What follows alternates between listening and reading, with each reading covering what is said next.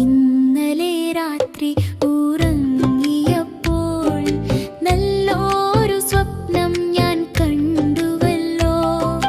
കുംഭനാമാന കുറുമ്പനാന, കൊമ്പൻ മീശയുള്ളൊരാനക്കാരൻ, കൊമ്പൻ മീശയുള്ളൊരാനക്കാരൻ.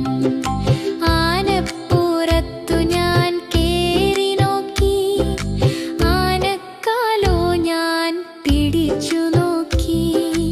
ആന നടത്തത്തിനെന്തു ചന്തം, ആന നടത്തത്തിനെന്തു ചന്തം. ആനക്കങ്ങുമതമിളക്കി, ആന വിരണ്ടങ്ങോട്ടമായി.